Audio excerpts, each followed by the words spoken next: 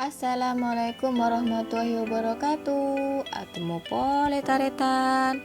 Nah, di part 2 ini kita akan melanjutkan wawancara kita dengan Mbak Ida. Apalagi ya proses yang akan kita saksikan bersama. Setelah part 1 kita tahu asal usul si puyuh, apalagi ya proses selanjutnya. Yuk simak kelanjutan wawancara kita.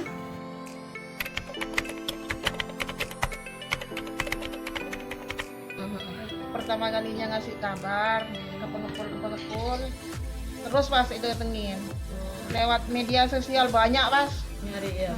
banyak, kadang 2.500 2.000 dari Blitar sampai kekurangan stok Madura sekarang stok ya. Perkenalkan, dia adalah Mbak Faida. Mbak Faida yang akan selalu membantu Mbak Ida dalam setiap proses si puyuh ini. Lanjut lagi. Nah, dari cerita Mbak Ida, pada awal mulanya Mbak Ida mencari dan mendapatkan hanya satu pengepul. Nah, dari satu pengepul ternyata stok puyuh yang didapatkan tidak memadai dengan permintaan pasar. Alhasil Mbak Ida mencari lewat sosial media. Nah, dari sosial media itu banyaklah pengepul yang menawarkan puyuh-puyuhnya pada Mbak Ida. Dan yang terbesar adalah dari Blitar sebanyak 2.000 hingga 2.500 ekor. Tapi sayangnya Madura kekurangan stok karena dari pihak pengepul stok puyuh sedang menipis.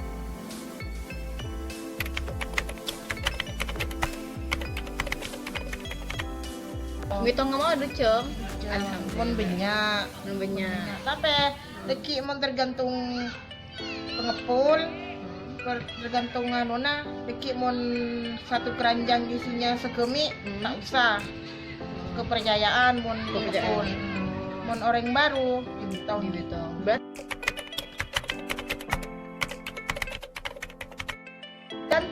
tergantung mon abumbuin kan biasa kan mon ekoboy kuliner maksudnya dari pembeli lain cek mula ingat ayam Kancil lalapan roba. Diki kan mon puyuh kurang masak kan bisa direbus boleh. Maksudnya kok rot rebus tak kok saya alpok sara. Diki kok mon rebus terlalu alpok kasihan sama pedagang yang lain tak bisa angak boleh ancor mun angak. Proses masaknya si puyuh ini tergantung dari permintaan konsumen. Karena banyak konsumen yang meminta untuk tidak terlalu matang, akhirnya menyesuaikannya dengan permintaan para konsumen supaya nanti konsumen bisa memanfaatkan dan mengolah kembali menjadi makanan yang mereka inginkan, seperti digoreng lagi ataupun diolah lagi. Karena jika terlalu matang, maka si puyuh ini akan hancur jika diolah kembali. Nah, setelah datangnya si puyuh ini tidak langsung diproses masak, tapi melalui tahap perhitungan dulu. Nah, penghitungan ini dilakukan oleh orang-orang khusus yang sudah dipilih oleh Mbak Ida. Karena jika tidak dihitung, maka stok yang datang tidak akan sesuai dengan permintaan. Ini dilakukan jika stok banyak, tapi jika stok menipis, tidak akan dilakukan penghitungan seperti biasa, kecuali dari pengepul baru. Jikalau ada pengepul baru, maka stok puyuh yang datang walaupun sedikit itu harus dihitung. Dan penghitungan puyuh ini bisa menghabiskan selama 2 jam. Ini 2 jam kalau stoknya banyak ya. Kalau sedikit gak mungkin sampai 2 jam.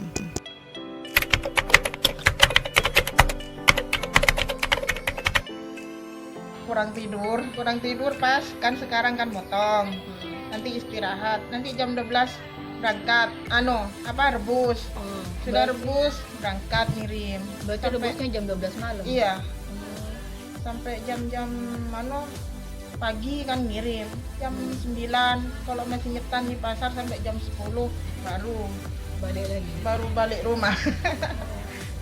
Rebusnya berapa jam berarti, Mbak? Kurang lebih dari 3 jam.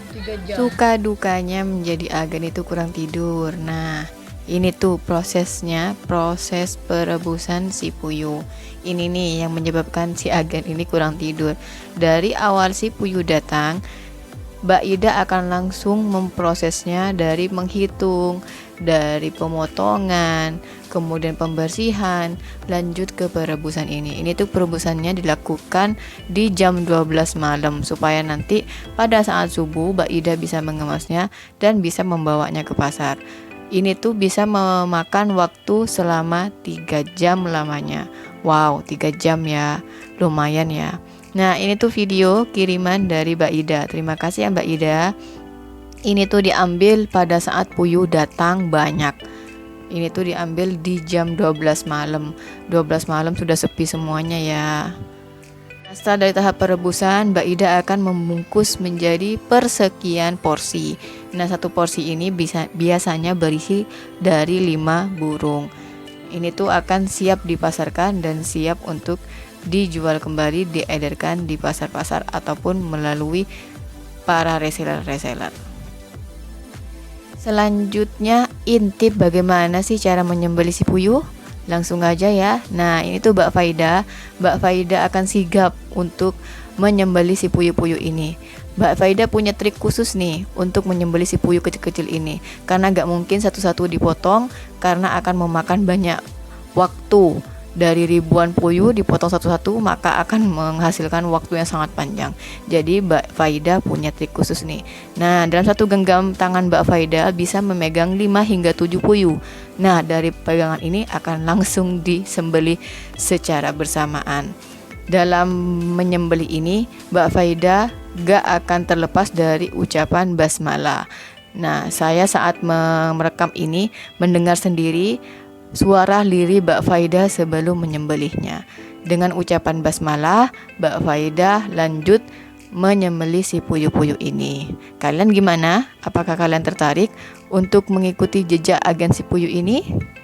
Hanya membutuhkan mungkin 1 menit ya. 1 keranjang ini sudah langsung habis. Nah, ini tuh masih ada banyak sisa-sisa puyuh yang belum diproses sembelih. Di samping Mbak Faida itu sudah jelas ya, bak-bak yang puyuh masih hidup. Oh, kan minyak cepet. Kita langsung saya pakai. Langsung situ ngabit. Oke.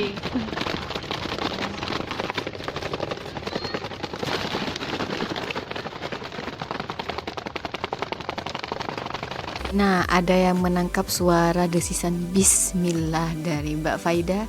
Nah, itu dia ya proses dari penyembelihannya ini. Itu tuh masih banyak keranjang-keranjang yang masih belum diproses. Setelah penyembelihan itu akan dimasukkan dalam karung khusus untuk menampung dari proses penyembelihan. Lanjut dengan proses selanjutnya, yaitu mencabut bulu dan juga membersihkan. Si puyuh ini akan diletakkan di depan kompor. Di kompor ini sudah ada air rebusan air panas. Nah, ini tuh air yang akan merontokkan si bulu-bulu dari puyuhnya. Nah, Mbak Faida akan mempraktekkan gimana cara merontokkan si burung puyuh ini. Nah, 1 kali genggam Mbak Faida bisa megang berapa banyak puyuh itu ya. Dipegang di ujung pangkal kaki, lalu dicelupkan sebentar, dan dengan sigap dan dengan cepat Mbak Faida membersihkan bulu-bulu itu. Cling. Nah, itu tuh langsung bersih tanpa sisa.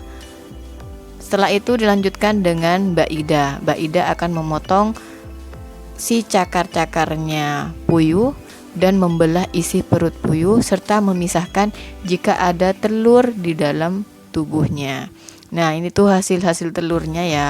Dari sedikit puyuh yang datang hasilnya juga begitu. Apalagi ribuan, pasti hasilnya bakal juga banyak ya telurnya ya.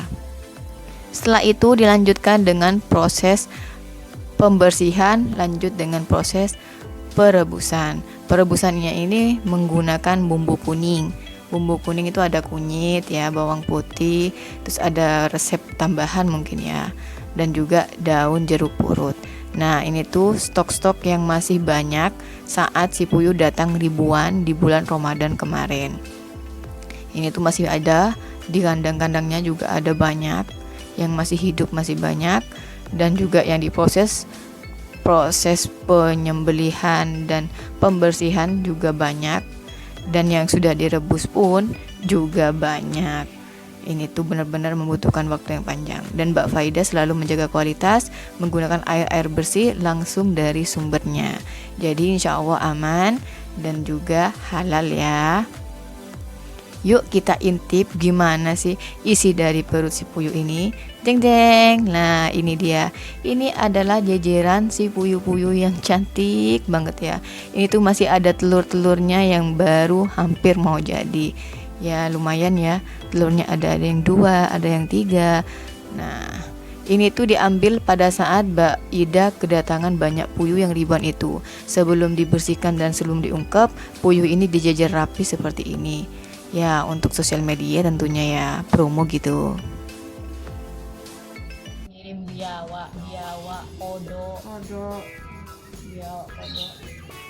Kagak baik apa ya Mbak dengan biawak? Minta ya Mbak ya.